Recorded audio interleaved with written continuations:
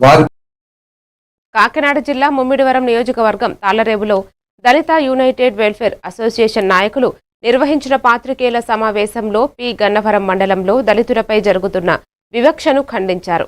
దళితుడు అంతిమయాత్రను అడ్డుకున్న వారిపై ఎస్సీ ఎస్టీ అట్రాసిటీ కేసు నమోదు చేయాలని డిమాండ్ చేశారు.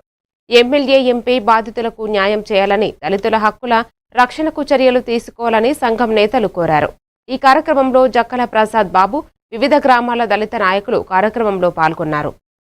అగ్రకుల నాయకులను మరి ప్రభుత్వము మరి వారిపై కఠిన చర్య తీసుకోవాలని చెప్పేసి మరి ఆర్టికల్ 21 ఏదైతే ఉందో దాని ప్రకారము జీవించు శవాన్ని రోడ్డు మీద నుంచి తీసుకెళ్లకుండా అడ్డుకొని దుర్మార్గమైనటువంటి పరిస్థితి రోజున మన దేశంలో ఉంది. అట్టి రీతిగా ఎవరైతే మరి శవాలను కూడా అడ్డుకుంటున్నారో వారిపైన ప్రభుత్వం కఠిన చర్య తీసుకోవాలని చెప్పేసి ఈ రోజున తాళ్లరేవు మండలంలో ఉన్నటువంటి మండల రెవెన్యూ అధికారి అయినటువంటి తహసీల్దార్ వారికి వినతి పత్రము అందజేయడం జరుగుతుంది. జైపీ అటువంటి కాపు వర్గం కులవివక్షత మరి అంటగలిపింది.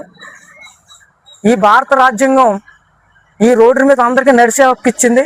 అలాంటిది ఒక దళితులపై మరి విపరీతమైన కులవివక్షత చూపించి అక్కడ ఉన్నటువంటి కొందనాపల్లి, అంబేద్కర్ నగర్ ఉన్నటువంటి వాసుల్ని దాడి చేసి చితకబాది సంవత్సరాలు అయినా సరే దళితుల మీద ఇంత వివక్ష చూపిస్తున్నారంటే ఎంత దారుణమైనటువంటి విషయం అనేది మరి ఈ సమాజం ఆలోచించాలి.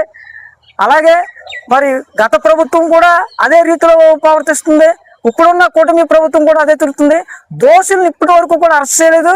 అలాగే ఒక ఎస్సీ ఎమ్మెల్యే అయినటువంటి పి గన్నవరం అయినటువంటి ఎమ్మెల్యే ఇప్పటి వరకు కూడా ఆ కుందనాపల్లి సందర్శించలేదు. బాధితులను పలకరించడం అన్న విషయం లేదు. ఇది చాలా సిగ్గుచెట్టు. మరి ఆ ఎమ్మెల్యేకి సిగ్గుందో లేదో నాకు అర్థం కావట్లేదు. ఒక అంబేద్కర్ ఫ్లెక్సీని ఒక